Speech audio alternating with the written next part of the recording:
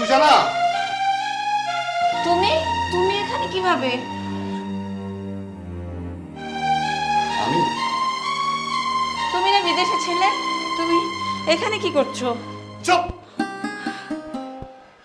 সুন্দরী, তোমাকে দেখে মুখটা ভরে গেছে। তুমি এত সুন্দর, তোমাকে রেখে তোমার হাজবেন্ড বিদেশে কেমনে থাকে? তুমি না বেশি বলছো।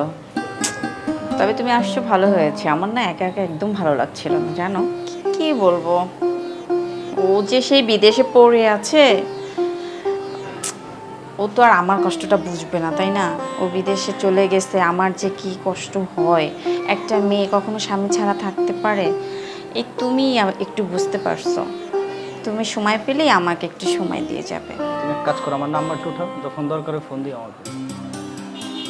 আমি বললেই চলে আসবে তুমি? তুমি যখন বলবো তোমার জন্য আমি সবসময় ফিরে আসি। তাই নাকি? একটু ডাইকে দেখো একবার। সুজানা, তুমি তুমি এখানে কিভাবে? আমি তুমি না বিদেশে ছিলে, তুমি এখানে কি করছো? চুপ। না, আমি তোমাকে বিশ্বাস করেছিলাম। তুমি আমার বিশ্বাসের সাথে বিশ্বাসঘাতকতা করেছো। আমার বন্ধু আমাকে ফোন দিয়েছিল, তোমার সম্পর্কে অনেক কিছু বলেছে, কিন্তু আমি বিশ্বাস করিনি। কেন করিনি জানো? তোমাকে ভালোবাসি বলে। তুমি উপরে এক আর ভিতরে তোমার এত নোংরা। আরে আমি কেন বিদেশে গিয়েছি জানো? তোমার সুখের জন্য, তোমাকে ভালো রাখার জন্য। বিদেশে মাথার ঘাম পায়ে ফেলে টাকা ইনকাম করেছি, সেই টাকা তোমার জন্য পাঠিয়েছি। আজ আজ তুমি একটা হোটেলে একটা ছেলের সঙ্গে ছি, ভাব তো অবাক লাগছে। কি করে পারলে আমাকে আমাকে ধোকা দিতে? কি করে পারলে আমার সাথে বিশ্বাসঘাতকতা করতে? এই কোন জিনিসটার অভাব তোমার আমি রেখেছি? সব কিছুই আমি তোমাকে দিয়েছি। ছি ছি ছি ছি ছি। আমার বন্ধু যখন আমাকে বলেছে, আরে আমি ওকে যা তা বলেছি, ওকে গাল দিয়েছি, আমি ওর কথা বিশ্বাস করতে চাইনি। তাই আমি ওকে কাউকে না জানিয়ে সোজা এই হোটেলে চলে আসছি। আর এসে দেখি আমার স্ত্রী পর পুরুষের সাথে এই হোটেলে রাত যাপন করছে। ছি! কি করব আমি বলো? তুমি বিদেশে থাকো, আমারও তো শখ আহ্লাদ বলে কিছু থাকে। আমি আমার শখ আহ্লাদ সব কিছু কিভাবে বিসর্জন দেব বলো? তুমি সেই কবে যে বিদেশে গেছো, আর কি এসেছো? এখন এসেছো। বউ তুমি কোথায়? তুমি বিদেশে থাকো, তুমি যে খারাপ কাজ করো না, কি করে বিশ্বাস করব? আজকে আমাকে ধরছো বলে এখন মনে করো তুমি সাধু সাচ্ছ। আমি সেটা বিশ্বাস করি না, বুঝছো? ছেলেরা কখনো ভালো হয় না। আর তুমি বিদেশে ঠিকই টাকা কামাই করতে গেছো, কিন্তু আনন্দে যে করো নাই সেটা আমি বিশ্বাস করি না। কি? আমি বিদেশে থেকে আমি খারাপ কাজ করি? তুই এত নীচ, এতই ছোট? আরে আমি বিদেশে মাথার ঘাম পায়ে ফেলে দিন মজুরি কাজ করেছি, যোগালির কাজ করেছি। কখনো কোনো খারাপ দিকে আমি যাইনি। আমি সব করে চেয়েছি তোমাকে ভালো রাখার জন্য। বাহ, আজ আমার এই পরিণতি, এই অবস্থা। তোকে আমি আর আমার সংসার রাখবো না। তোকে আমি আজ এই মুহূর্তে ডিভোর্স দেব। তোর সাথে আমি আর সংসার করবো না।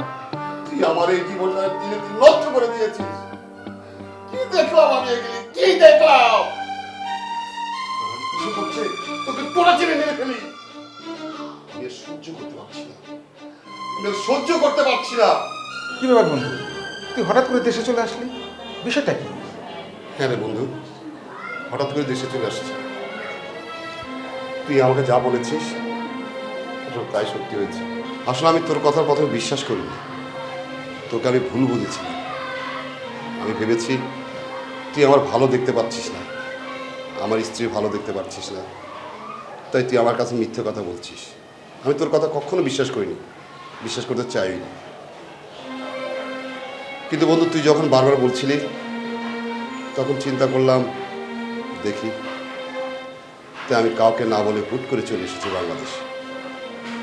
এসে ডাইরেক্ট হোটেলে আসি, আর এসে দেখি ছি, এটা আমি তোকে বলতে পারবো না বন্ধু। দেখ বন্ধু, তুই হয়তো ভেবেছিলি যে আমি হয়তো টেলিফোন করে তোর বউয়ের ব্যাপারে দেশ থেকে তোকে নানান খারাপ কথাগুলো বলি, যাতে তোর সুন্দর সাজানো সুখের সংসারটা ভেঙে চুরে খান খান হয়ে যায়। কিন্তু না, আমি কখনো সেটা চাইনি। কারণ আমি তোর একজন ভালো বন্ধু হতে চেয়েছি, তোর সুখের কাণ্ডারি হতে চেয়েছি। তুই জানিস বন্ধু, এই এই আমার স্ত্রীর জন্য, ওকে সুখে রাখার জন্য, ও যাতে ভালো থাকে, ভালো রাখার জন্য আমি প্রবাসে যাই, বিদেশে যাই। আমি দিন মজুরের কাজ করি, রাজমিস্ত্রির কাজ করি।